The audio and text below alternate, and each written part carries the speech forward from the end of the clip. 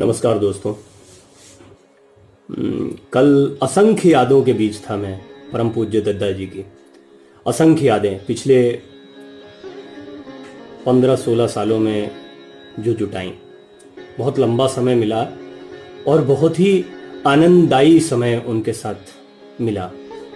काफ़ी कुछ सीखने को मिला। वर्तमान दौर के बहुत ही इने गिने संतों में मैं उन्हें शुमार करता हूँ और मैं अपने जीवन काल में उन्हें न सिर्फ देख पाया बल्कि उनका सानिध्य पा पाया, उनका मार्गदर्शन पा पाया। इस घर में जहाँ से मैं बात कर रहा हूँ वहाँ उनकी चरण धूलि पड़ी। उन्होंने जीवन के हर छोटे बड़े मुश्किल फैसलों के दौर में हमेशा मार्गदर्शन दिया, हमेशा, और बाकायदा हस्तलिखित, जो जिसकी प्रतिलिपियां मेरे पास मौजूद हैं। स्नेहिल भाव, चेहरे पर आप जो सौम्यता और जो मासूमियत देखते हैं वो सचमुच भीतर से उतने ही बच्चे की तरह अपने आप को महसूस करने वाले। एक मैंने अपने जीवन का संस्मरण जो अभी साझा कर रखा है, बुरहानपुर की तस्वीरें हैं और बहुत शुरुआती दौर था जब मैं संपर्क में आया था और उस समय पर मेरे मन में एक ये प्रेरणा जागृत हुई कि मैं उनका एक पेंसिल स्केच बनाऊं।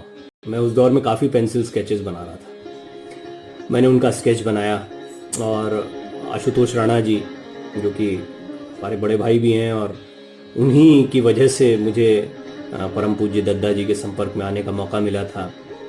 श्रीवर्धन त्रिवेदी जी, बड़े भाई, वो भी इस परिवार का बहुत अहम हिस्सा रहे और ऐसा बृहद परिवार, लाखों लोग, बहुत सारे। इस पर मैं आता हूँ क्योंकि ये भी हमारे जीवन का एक बड़ा अभिन्न हिस्सा रहा है। तो उस कैलेंडर, उसको कैलेंडर की शक्ल मैंने स्केच को दी और आशुदा, श्रीदा, इन लोगों ने मुझसे कहा कि हाँ, इसको बनाना चाहिए, बड़ा सुंदर लग रहा है।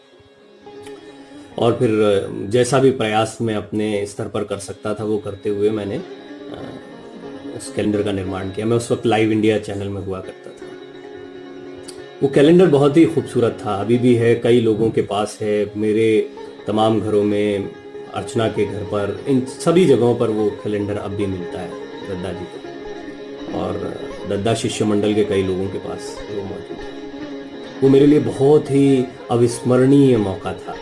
लेकिन वहाँ पर जब दद्दा जी से अनुग्रह किया आशुतोष राणा जी ने कि ये प्रवीण इस तरह का एक प्रयास करके लाए हैं, तो उन्होंने कहा मेरे चित्र का क्या विमोचन करना, मैं क्या हूँ, ये उनका भाव था। वो अपने अस्तित्व को, अपने चित्र को, आप विश्वास नहीं करेंगे, उन्होंने उसको, चित्र को वहाँ पर वो देखा भी नहीं। लेकिन जब मैंने आग्रह किया कि आप देखिए, ये इसको ऐसे नहीं, एक कला की दृष्टि से देखिए, फिर उन्होंने देखा था, मुस्कुराए, बोले बहुत अच्छा बना है। मुझे आज भी याद है उनका वो भाव। लेकिन उस वक्त मंच पर फिर उस समय जो बाकी के और वहाँ पर वरिष्ठ जन मौजूद थे उनको बुलाया गया और फिर उन्होंने उसका विमोचन किया, जिसकी तस्वीरें मैंने साझा कर रखी है। मैं उम्मीद करता हूँ आप में से कुछ लोगों ने उसको देखा भी होगा। इसी तरह जीवन के कई संस्मरण हैं। जब अखबार के संपादन की शुरुआत की थी तब उनके मार्गदर्शन के लिए मैं गया था। उस वक्त इंदौर में यज्ञ चल रहा था। और आपको एक बड़ी महत्वपूर्ण बात बताऊं कि आप, अपना एक परिवार होता है, अपने एक परिवार को चलाने में हमारी क्या हालत हो जाती है, अपने बच्चों को देखने में। अपने सोचिए, अगर किसी का परिवार लाखों बच्चों का हो, तो ये लाखों बच्चों का परिवार था और हर परिवार के हर बच्चे के लिए वो इसी तरह से सोचते थे, जैसे कि आप अपने बच्चों के लिए सोचते हैं या कोई भी अपने परिजनों के बारे में सोचता है। इसीलिए इसको एक परिवार की शक्ल के तौर पर ही देखा जाता है। अब भी वो परिवार है और उसकी धुरी जो है वो परम पूज्य दद्दा जी, पंडित देव प्रभाकर जी शास्त्री, जो कि संस्कृत के प्रकांड विद्वान, आप में से कम लोगों को ये जानकारी होगी, लेकिन उन्होंने संस्कृत के शिक्षक के तौर पर अपने जीवन की करियर की शुरुआत की, ऐसा आप कह सकते हैं। परम पूज्य करपात्री जी महाराज के संपर्क में वो आए और उनसे शिष्यत्व की प्राप्ति उनको हुई, और करपात्री जी महाराज का शिष्य होना भी अपने आप में एक बहुत बड़ी बात है। उन्हीं की प्रेरणा से उनको गुरु का आदेश हुआ था कि तुम्हें शिवलिंग निर्माण के कुछ 45 यज्ञ करने हैं।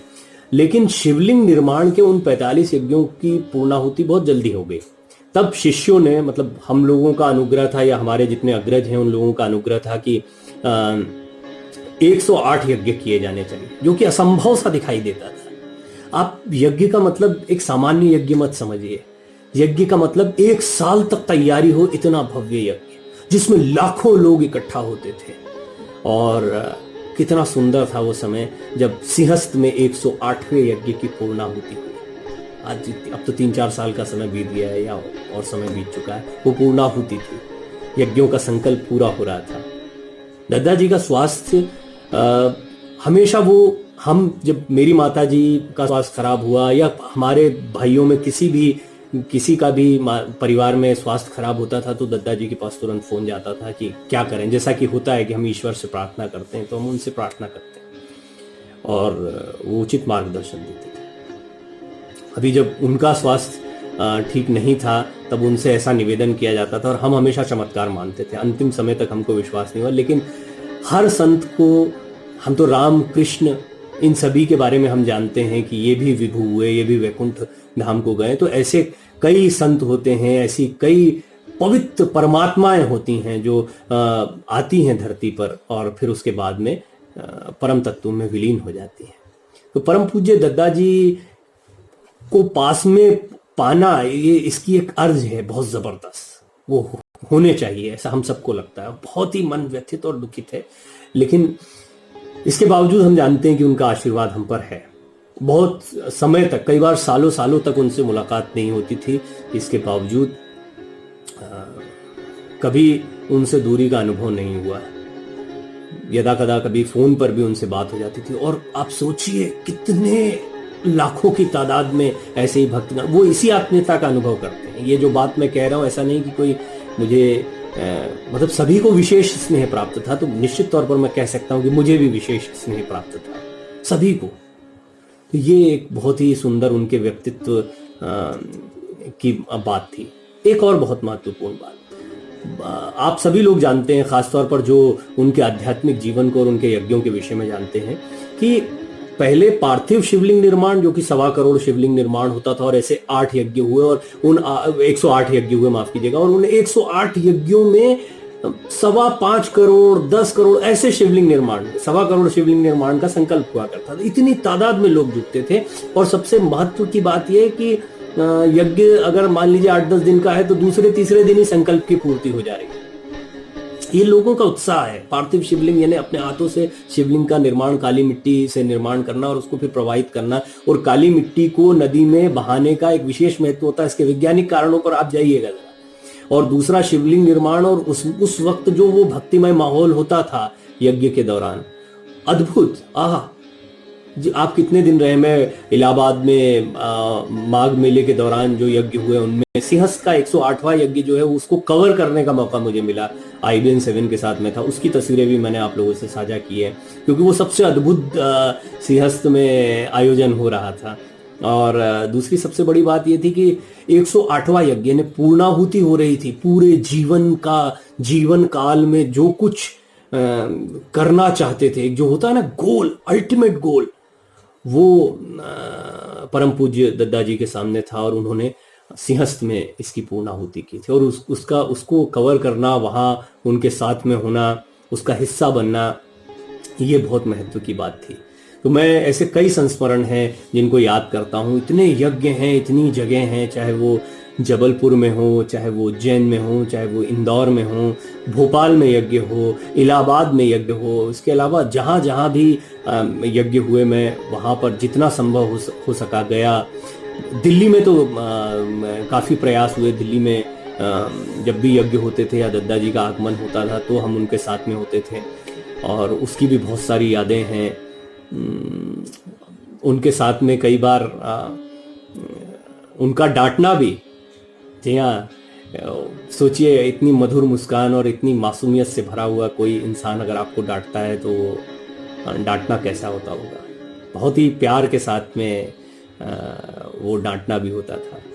हम उनको छोड़ते नहीं थे, रात रात तक बैठे रहना और उसके बाद में उनका आराम भी करना, क्योंकि हम लोग तो भी बहुत समय तक सो सकते हैं, लेकिन उनका एक निश्चित समय होता था जब उनकी दिनचर्या की शुरुआत होती थी। वो था क्या कर्मठ कर्मी होगी।